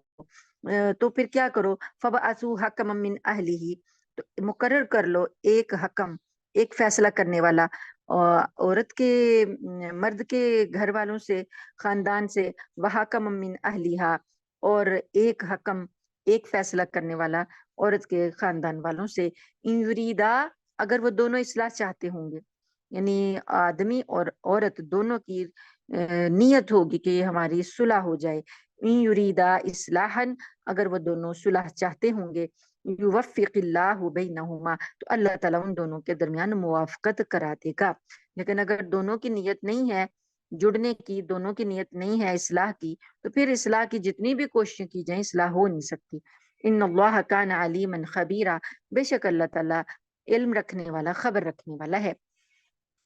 وَعَبُدُ اللَّهَ، اور عبادت کرو اللہ کی، وَلَا تُشْرِكُوا بِهِ شَيْئًا، اور اس کے ساتھ کسی کو شریک نہ ٹھہراؤ۔ وَبِالْوَالِدَيْنِ إِحْسَانًا، اور والدین کے ساتھ اچھا سلوک کرو۔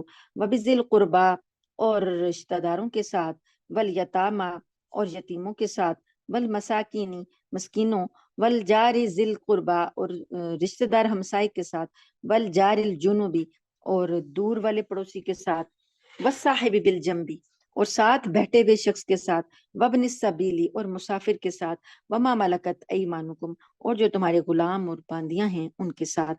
اب یہ جو باقی تو چیزوں کا آپ کو پتہ ہے، بس یہاں پر جو رشتہ دار ہمسایہ ہے اس کا حق جو ہے دوسرے ہمسائے کی نسبت زیادہ ہے۔ دوسرا اللہ پاک نے کہا بس صاحب بالجنبی، ساتھ بیٹھے یا کھڑے ہوئے شخص کے ساتھ۔ ساتھ بیٹھا ہوا کھڑا شخص وہ ہوتا ہے جو عارضی طور پر ہمارے ساتھ ہوتا ہے۔ کسی سفر میں ہم گئے، سفر میں گئے، وہاں سفر میں ہمارے ساتھ جو بیٹھ گیا وہ صاحب بالجنب ہے، کہ وہ ہمارے ساتھ تھوڑی دیر کے لیے لگا ہے۔ یا پھر جب ایک یہ بھی پڑوسی ہی ہوتا ہے، ساتھی ہی ہوتا ہے، لیکن یہ عارضی طور پر ہوتا ہے۔ دوسرا یا کہ کلاس روم ہے، کلاس روم میں جو ہمارے ساتھ بیٹھا ہے وہ صاحب بالجنب ہے، ہمارے پہلو کا ساتھی ہے۔ تو سفر کے دوران یا کلاس کے دوران یا کسی بھی جگہ پر تھوڑی دیر کے لیے جو ہمارا ساتھی ہو اس کے ساتھ بھی اچھا سلوک کرنا ہے۔ وابن السبیل، اور مسافروں کے ساتھ اچھا سلوک کرنا ہے۔ آگے اللہ پاک نے فرمایا کہ ان اللہ لا یحب، بے شک اللہ تعالیٰ نہیں پسند کرتا، من کانا مختالا فخورا، ایسے شخص کو جو کہ شیطان کا ساتھی بن جائے۔ اللہ تعالیٰ ایسے شخص کو شیخی باز کو پسند نہیں کرتا۔ الذین یبخلون، وہ لوگ جو بخل کرتے ہیں، وَيَأْمُرُونَ النَّاسَ، اور حکم دیتے ہیں لوگوں کو، بالبخل، کنجوسی کا، وَيَكْتُمُونَ، اور چھپاتے ہیں، ما آتاہم اللہ من فضلہ، جو اللہ نے ان کو اپنے فضل سے دے رکھا ہے، وَأَعْتَدْنَا لِلْكَافِرِينَ، اور ہم نے تیار کیا ہے کافروں کے لیے عذاب مہینہ، رسوا کرنے والا عذاب۔ یہاں پر کنجوسی کرنے کو، بخل کرنے کو، کہ اتنا مال سے محبت ہو کہ انسان اسے گن گن کے رکھے، جوڑ جوڑ کے رکھے، اور اسے خرچ نہ کرے اللہ کی راہ میں۔ یہ جتنے افراد اللہ نے بتائے، یہ جو لسٹ بتائی، ان پر خرچ نہ کرے، تو اللہ پاک فرماتے ہیں کہ اللہ نے اسے فضل دیا تھا اور اس نے اس کو چھپائے رکھا، ان ضرورت مندوں پر خرچ نہ کیا، تو ایسے کافروں کے لیے رسوا کرنے والا عذاب ہے۔ آیت نمبر 38، والذین ينفقون اموالهم، وہ لوگ جو خرچ کرتے ہیں اپنے مال، رعاء الناس، لوگوں کو دکھاوے کے لیے، ولا یؤمنون باللہ، اور وہ ایمان نہیں لاتے اللہ پر، ولا بالیوم الآخر، اور نہ آخرت کے دن پر، ومن یکن الشیطان، اور جو کوئی ہو، جس کا کوئی ہو شیطان، لہو قرینا، اس کا ساتھی جس کا شیطان بن جائے، فساء قرینا، پس وہ بہت برا ساتھی ہے۔ وَمَاذَا عَلَيْهِمْ لَوْ آمَنُوا بِاللَّهِ، اور بھلا کیا ہو جاتا ان کو اگر یہ ایمان لے آتے اللہ پر، وَالْيَوْمِ الْآخِرِ، اور آخرت کے دن پر، وَأَنفَقُوا، اور یہ خرچ کرتے، مِمَّا رَزَقَهُمُ اللَّهُ، جو رزق دیا تھا ان کو اللہ نے، وَكَانَ اللَّهُ بِهِمْ عَلِيمًا، اور بے شک اللہ تعالی ان پر ان کا علم رکھنے والا ہے، ان کو جاننے والا ہے۔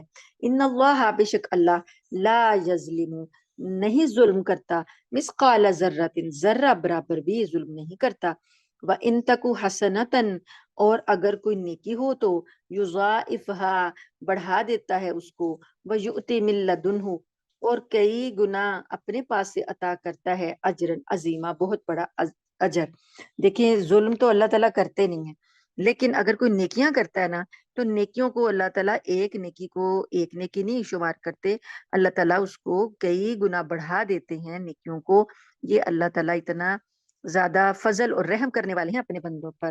تو اللہ تعالیٰ کہتے ہیں کہ اپنے پاس سے اجر بھی دیتا ہوں اور اس کی نیکیوں کو بھی بڑھاتا ہوں، دوہرا کام ہو جاتا ہے، دوہری رحمت ہو جاتی ہے۔ فَكَيْفَ إِذَا جِئْنَا، پس کیسے ہوگا جب ہم لائیں گے، من کل امتن، ہر ایک امت سے بھی، شہید، ایک گواہ۔ اللہ تعالیٰ فرماتے ہیں کہ اس وقت کیا حال ہوگا جب ہر امت میں سے ہم ایک گواہ لے کر آئیں گے۔ یعنی جو گواہ ہوں گے وہ نبی ہوں گے. وجئنا بک ہؤلاء شہیدا، اور ہم آپ کو ان سب کے اوپر گواہ لائیں گے. یہ حشر کے میدان میں جب امتیں اپنے اپنے نبیوں کی تردید کر دیں گی، انکار کر دیں گی، تو اللہ تعالیٰ کہیں گے اپنے ظاہر انبیاء کے حالات قرآن پاک میں بھی پڑھے ہیں اور سنے بھی ہوں گے کہ بہت بہت کم لوگ ہیں جو کہ اپنے اپنے نبیوں پر ایمان لائے ہیں. تو اللہ تعالیٰ نے جب ساروں کو وہاں پر اکٹھا کرنا ہے تو اللہ تعالیٰ نے پوچھنا ہے، اللہ تعالیٰ نے یہ کہنا ہے کہ آپ کو آپ کی امت نے کیا جواب دیا. نبیوں سے پوچھنا ہے تو نبی کہیں گے، امتیں پہلے کہہ دیں گی کہ ہمارے تو پاس تو کوئی نبی آیا ہی نہیں تھا.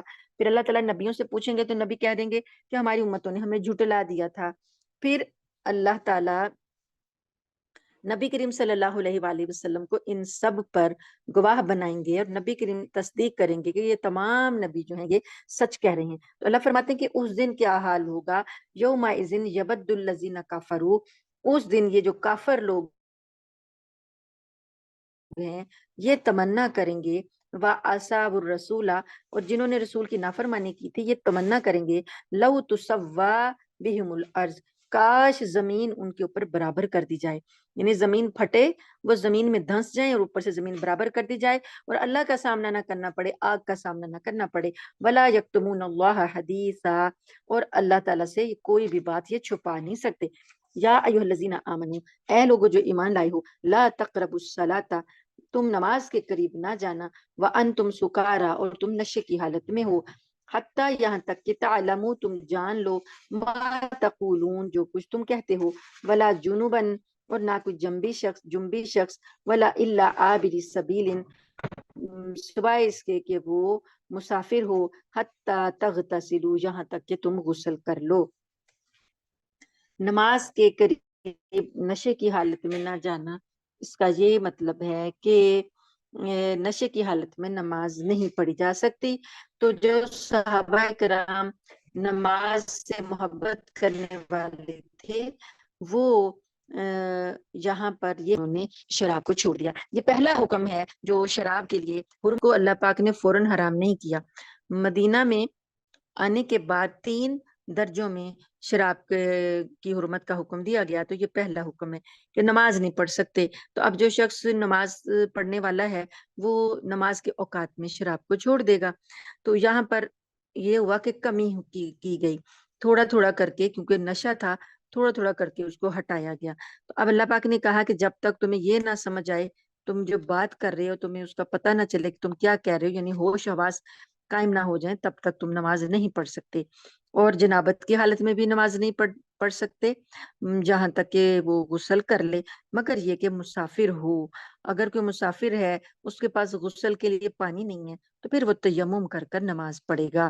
وَإِن كُنتُم مَرْضَىٰ، اور اگر تم بیمار ہو، او علی سفر، یا سفر کی حالت میں ہو، او جاء احد منکم، یا کوئی آیا ہو تم میں سے، من الغائط، جائے ضرورت سے، قضاء حاجت سے، او لامستم النساء، یا تم نے چھوا ہو عورتوں کو، فلم تجدوا ماء، پھر تمہیں پانی نہ ملے، فتیمموا، پھر تم تیمم کر لو، صعیدا طیبا، پاکیزہ مٹی سے، فامسحوا، پھر مسح کرو، بوجوہکم، اپنے چہروں کا، وایدیکم، اور اپنے ہاتھوں کا. اب اللہ پاک نے تیمم کا طریقہ بھی بتا دیا. تیمم میں صرف 2 فرائض ہیں. پاک مٹی پر ہاتھ مارا جائے گا اور اس سے اپنے چہرے کا مسح کیا جائے گا اور اپنے ہاتھوں کو کوہنیوں تک کا مسح کیا جائے گا. ان اللہ کان عفوا غفورا، بے شک اللہ تعالی بڑا معاف کرنے والا، بخشنے والا ہے. الم تر الی الذین اوتوا نصیبا، کیا تم نے دیکھا ایسے شخص، ان لوگوں کو جن کو حصہ دیا گیا، من الکتاب، کتاب سے، یشترون الضلالۃ، انہوں نے گمراہی خرید لی، ویریدون ان تضلوا، اور وہ یہ چاہتے ہیں کہ تم بھی گمراہ ہو جاؤ، سبیل، راستے سے. یعنی جو اہل کتاب ہیں ان کو اللہ نے ہدایت دی تو انہوں نے کیا کیا، گمراہی خرید لی. اب یہ چاہتے ہیں کہ تمہیں بھی راستے سے گمراہ کر دیں. واللہ اعلم، اور اللہ زیادہ جانتا ہے، خوب جانتا ہے، بِأَعْدَائِكُمْ، تمہارے دشمنوں کو، وَكَفَى بِاللَّهِ وَلِيًّا، اور کافی ہے اللہ کارساز، وَكَفَى بِاللَّهِ نَصِيرًا، اور کافی ہے اللہ تعالی مددگار. من الذین ہادوا یحرفون الکلمہ، یہودیوں میں سے کچھ وہ لوگ ہیں جو تحریف کر دیتے ہیں، بدل ڈالتے ہیں بات کو، ام مواضعہ اس کے موقع محل سے، وَيَقُولُونَ اور وہ یہ کہتے ہیں، سمعنا ہم نے سنا، وَعَصَيْنَا اور ہم نافرمانی کریں گے، وَاسْمَعْ غَيْرَ مُسْمَعٍ سن اور تو رائنا کہتے ہیں، لَيَّمْ بِأَلْسِنَتِهِمْ اپنی زبانوں کو مروڑ کر، وَطَعْنًا فِي الدِّينِ اور دین میں طعنہ کرتے ہیں۔ یہ یہود کا اللہ پاک نے ان کی جو خرافات ہیں، جو ان کی نافرمانی ہے، ان کا ذکر کیا کہ وہ اللہ کے کلام کو بھی بدل دیتے تھے، جس جگہ پر حکم ہوتا تھا وہاں سے نکال دیتے تھے، کہیں اور ڈال دیتے تھے، اور جب ان کو اللہ تعالیٰ کہتے تھے، نبی کہتے تھے کہ یہ اللہ کے حکموں کو سنو اور اطاعت کرو، تو یہ کہتے سمینا ہم نے سن تو لیا لیکن ہم نافرمانی کریں گے۔ سما و طاعت یہ اسلام کی ایک اصطلاح ہے کہ اللہ کا حکم سنو اور اس کی اطاعت کرو۔ تو صحابہ کرام کہتے تھے سمعنا ہم نے سن لیا، و اطعنا اور ہم اطاعت کریں گے۔ تو یہ لوگ یہودی کیا کہتے تھے، سمعنا و عصینا ہم نافرمانی کریں گے۔ اور نبی کریم صلی اللہ علیہ وآلہ وسلم کے لیے یہ ایسے الفاظ بولتے تھے، ایک لفظ آپ کے لیے بولتے تھے کہ وَاسْمَعْ غَيْرَ مُسْمَعٍ، اس کا لفظی ترجمہ یہ ہوتا تھا کہ آپ ہماری بات سنیں، خدا کرے کہ آپ کو کوئی سنائی نہ دے، یعنی کہ بہرے ہو جائیں۔ ظاہری طور پر وہ ایسی بات کرتے تھے، یعنی اس طریقے سے بات کرتے تھے کہ نبی کریم صلی اللہ علیہ وسلم تو سن نہیں رہے، لیکن ان کی آپ صلی اللہ علیہ وآلہ وسلم کی احانت، نعوذ باللہ توہین یا مذاق کے انداز میں ان لوگوں نے یہ جملے پکڑے ہوئے تھے۔ اور رائنا کہتے تھے، رائنا کو اتنا لمبا کھینچتے کہ اس کا مطلب جو ہوتا ہمارا چرواہا بن جاتا۔ تو یہ چیزیں اللہ پاک نے کہا کہ زبان کو مروڑ کر یہ الفاظ ادا کرتے ہیں، تو دین میں یہ کیا کرتے ہیں، تانا زنی کرتے ہیں۔ تو اللہ پاک نے ان کی اس کی سزا میں اللہ پاک نے کہا کہ وَلَوْ أَنَّهُمْ قَالُوا اگر یہ لوگ یہ کہتے سمعنا و اطعنا، اسینا کی جگہ وہ کہہ دیتے کہ ہم نے سنا اور ہم نے اطاعت کی، اور نبی کریم صلی اللہ علیہ وآلہ وسلم سے کوئی بات پوچھنی ہوتی تو کہتے واسما کہ ہماری بات سنیے، وانظرنا ہماری طرف نظر کیجئے، لکان خیر اللہم تو ان کے لیے یہ بات بہتر ہوتی، واقوم اور سیدھی بات ہوتی، ولکن لعنہم اللہ لیکن انہوں نے چونکہ کفر کیا تو اللہ تعالیٰ نے ان پر لعنت کر دیا ان کے کفر کی وجہ سے، فلا یؤمنون الا قلیلا پس یہ نہیں ایمان لاتے مگر بہت تھوڑے۔ یا ایھا الذین اوتوا الکتاب اے لوگوں جو جن کو کتاب دی گئی ہے، آمنو ایمان لاؤ، بما نزلنا جو ہم نے نازل کیا، مصدقا لما معکم تصدیق کرتا ہے اس کی جو تمہارے پاس ہے، من قبل اس سے پہلے۔ اہل کتاب کو کہا گیا کہ جو اب یہ کتاب نازل کی جا رہی ہے یہ تمہاری پہلی کتابوں کی تصدیق کرتی ہے، تو اس لیے اس پر ایمان لاؤ۔ ان نطمس وجوہن یہ کہ اس سے پہلے کہ وہ وقت آ جائے کہ ہم مسخ کر دیں چہروں کو، فنردھا علی ادبارہا تو ہم ان کو پلٹا دیں پشتوں کی طرف، او لنعنہم یا ہم لعنت کریں ان پر، کما لعنا جیسے کہ ہم نے لعنت کی تھی اصحاب السبت سبت والوں پر۔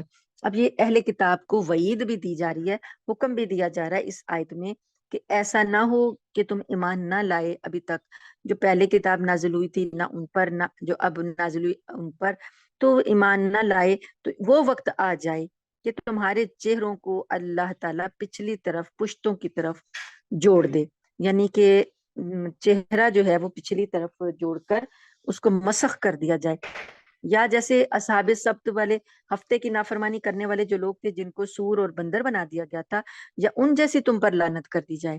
وکان امر اللہ مفعولا اور اللہ کا حکم ہمیشہ پورا ہو کر رہتا ہے، ان اللہ لا یغفر بے شک اللہ تعالیٰ نہیں بخشتا، ان یشرک یہ کہ اس کے ساتھ شریک ٹھہرایا جائے، بھی اس کے ساتھ، ویغفر اور وہ بخشتا ہے، ما دون ذالک جو اس کے علاوہ گناہ ہیں، یعنی لمن یشاء جس کے لیے چاہتا ہے۔ یہ مرنے کے بعد کی بات ہے کہ اگر کوئی شخص شرک کی حالت میں مر گیا تو اب اللہ تعالیٰ بعد میں اس کو بالکل نہیں بخشے گا، اور کوئی گناہ چاہے تو اللہ بخش دے گا لیکن مشرک کی بخشش نہیں ہوگی۔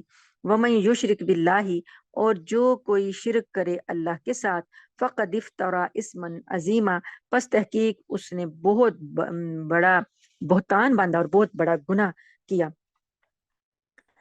الم تر الی الذین یزکون انفسہم، کیا تم نے ان لوگوں کو نہیں دیکھا جو اپنے آپ کو بڑا پاکیزہ بتاتے ہیں؟ بل اللہ یزکی من یشاء، بلکہ اللہ تعالیٰ پاک کرتا ہے جس کو چاہتا ہے، ولا یظلمون فتیلا، اور اللہ تعالیٰ کسی پر دھاگے کے برابر بھی ظلم نہیں کرتا۔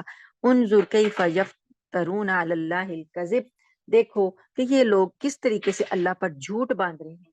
وکفا بہ اسما مبینا، اور کافی ہے اللہ کافی ہے، یہ جو جھوٹ باندھ رہے ہیں یہ کھلا گناہ ہونے کے لیے کافی ہے۔ الم تری الی الذین، کیا تم نے دیکھا ایسے لوگوں کو، اوتو نصیباً، جن کو حصہ دیا گیا، من الکتابی، کتاب سے، یعنی جو کتاب نازل کی گئی تھی ان کے پاس تورات، اس میں سے ان کو حصہ دیا گیا، یؤمنون بالجبت، تو یہ کیا کرتے ہیں کہ یہ ایمان لاتے ہیں طاغوت پر، یعنی جو کفر اور بت اور شیطان جو تھے ان کی یہ تصدیق کرنے لگے۔ طاغوت شیطان کو کہتے ہیں، اور جبت جو ہے یہ بتوں کی جو باتیں ہیں، مشرکین کی جو باتیں ہیں وہ ہیں، تو یہ ان پر یقین کرنے لگے، ان پر ایمان لانے لگے، حالانکہ اللہ نے ان کو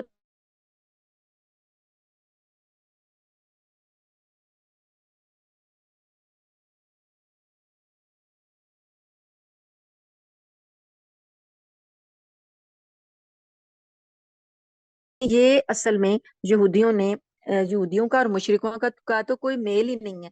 یہودیوں کے پاس اللہ کی کتاب ہے، یہ اللہ کو پہچانتے ہیں، نبیوں پر ایمان رکھتے ہیں، تو جو مشرکین تھے مکہ کے، ان کے پاس تو وہ تو بتوں کی پوجا کرتے تھے، تو ان کے ساتھ تو ان کا کوئی جوڑ نہیں بنتا۔ لیکن اس کے باوجود ان لوگوں نے یہ کیا کہ مدینہ منورہ میں جو آباد یہودی تھے، نبی کریم صلی اللہ علیہ وآلہ وسلم نے ان کے ساتھ معاہدے کیے تھے کہ وہ اور مسلمان سب آپس میں مل کر امن کے ساتھ رہیں گے، کسی بیرونی دشمن کی مدد نہیں کریں گے۔ تو ان لوگوں نے نبی کریم صلی اللہ علیہ وآلہ وسلم سے کیے گئے معاہدے کی بار بار خلاف ورزی کی، اور مسلمانوں کے دشمن تھے مکہ والے کافر جو تھے، ان کی حمایت کرتے تھے اور در پردہ ان کی مدد کا سلسلہ بھی جاری رکھا۔ تو ایک ان کا سردار تھا، بڑا سردار تھا کعب بن اشرف، اس نے کیا کیا کہ جنگ احد کے بعد وہ اور ایک اور یہودی سردار تھا ہوئی بن اخطب، اس کے ساتھ یہ مکہ مکرمہ کے کافروں کے پاس یہ دونوں گئے، اور انہیں کہا کہ تم لوگ ان مسلمانوں پر حملہ کرو گے تو ہم اندر سے یعنی مدینہ سے ہم تمہارا ساتھ دیں گے۔ تو کفار مکہ کا جو سردار تھا ابو سفیان، اس نے کہا کہ اگر واقعی تم اپنی پیشکش میں سچے ہو تو ہمارے دو بتوں کے سامنے سجدہ کر دو۔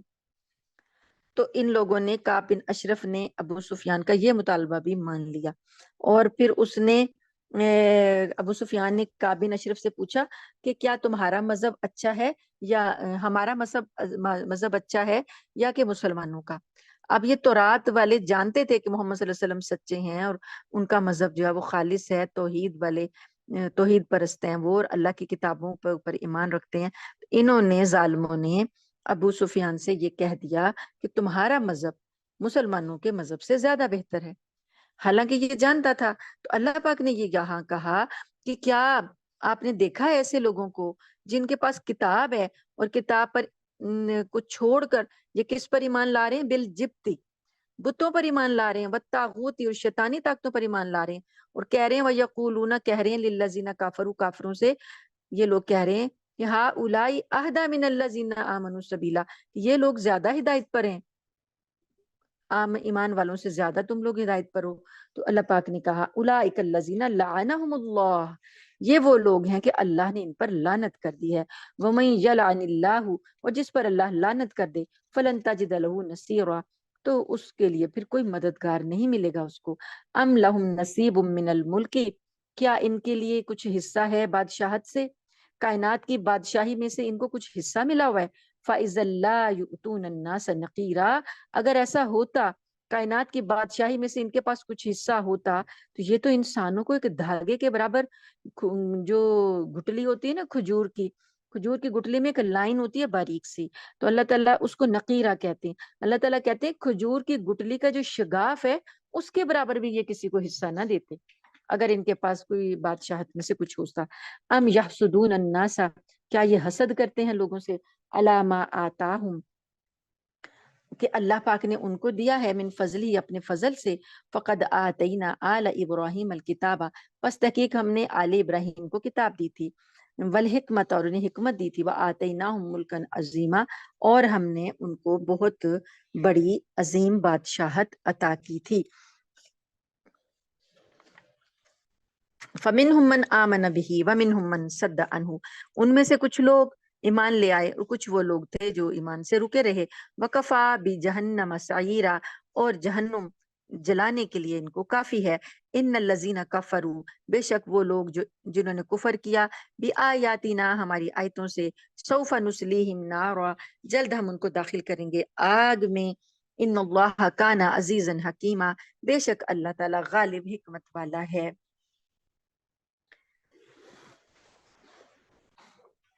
آج چونکہ جمعہ ہے اور جمعے کی تیاری بھی آپ لوگوں نے کرنی ہے، تو میرا خیال ہے کہ آج کلاس یہیں پر ختم کر دیتے ہیں۔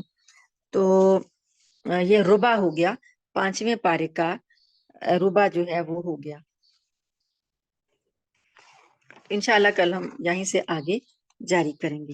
اللہ تعالیٰ سے دعا ہے کہ اللہ تعالیٰ ہمیں جو ہم نے آیات پڑھی ہیں، جو سنی ہیں، اللہ تعالیٰ ہمیں اس پر عمل کرنے کی توفیق عطا فرمائے، ہمیں ان کا صحیح فہم عطا فرمائے، اور ہماری عملی زندگی میں اللہ تعالیٰ ہمیں ان کا فیض ہماری عملی زندگی میں جاری فرما دے۔ اللہ پاک ہمیں قبول فرمائے، ہماری اس کلاس میں بیٹھنے والے شرکاء کو قبول فرمائے۔ آج جمعہ ہے تو جمعے میں مصروفیت زیادہ ہے، تو میری طرف تو یہاں پر بھی 9:30 ہوئے ہیں، لیکن پاکستان میں 11:30 ہو گئے ہیں، اس لیے میں اس کو ختم کر رہی ہوں۔ مختصر سی دعا کرتی ہوں۔ اللہم لک الحمد کلو ولک الشکر کلو والیک یرجع الامر کلو علانیتہ وسرہ، اہل انت ان تعبد، اہل انت ان تحمد، لا الہ الا انت سبحانک انا کنا من الظالمین۔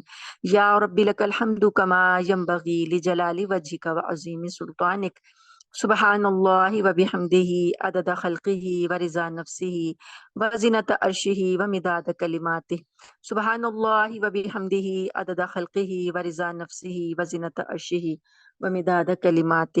اللہم صلی علی محمد وعلی آل محمد کما صلیت علی ابراہیم وعلی آل ابراہیم انک حمید مجید۔